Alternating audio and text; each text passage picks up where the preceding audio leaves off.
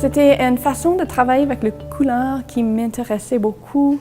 Traiter la couleur comme phénomène. Je vais aller plus loin, je vais voir qu'est-ce que je peux faire avec ça. Ida navigue dans le monde de l'art depuis 15 ans. Elle voulait pousser sa créativité plus loin, confronter ses idées à celles d'autres artistes, dont des mentors.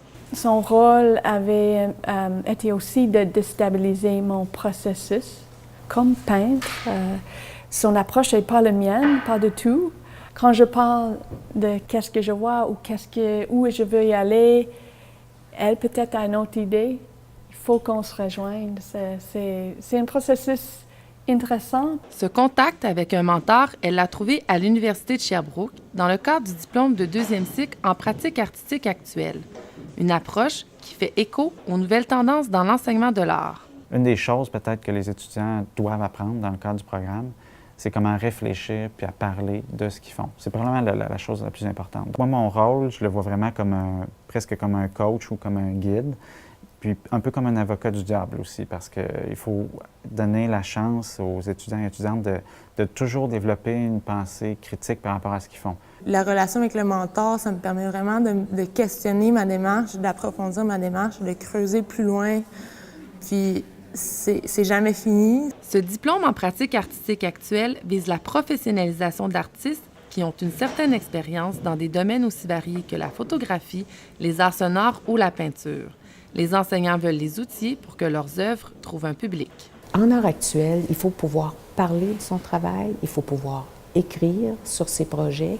Si on veut, par exemple, accéder à des résidences d'artistes ailleurs, faire des échanges avec d'autres centres, si on veut faire des demandes de subventions, si on veut soit qu'on participer à des publications scientifiques dans le domaine des arts.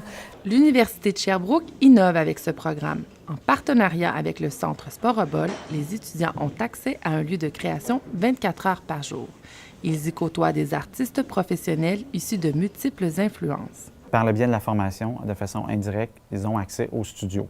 C'est-à-dire que dans leur formation, il y a un certain nombre d'heures qui peut être utilisé pour aller faire des impressions en haut ou travailler la vidéo ici, par exemple, dans le studio.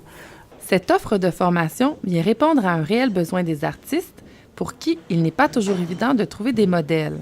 Moi, j'ai fait un bac à Montréal en arts visuels, puis ensuite, je sentais que je voulais approfondir ma démarche, puis je voulais me contextualiser par rapport au milieu professionnel, à d'autres artistes.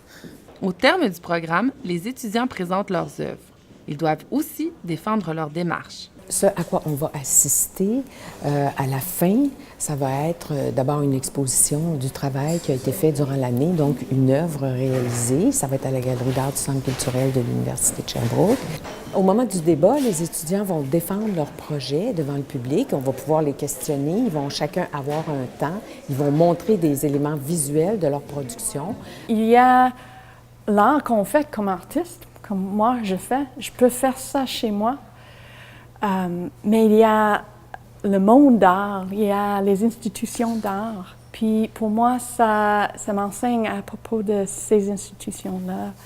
Ça me donne les outils, je ne suis pas plus naïf après ce programme. Je sais où commencer. L'exposition des finissants, le point culminant de cette démarche, est une occasion pour le public de découvrir l'art actuel et ses multiples facettes.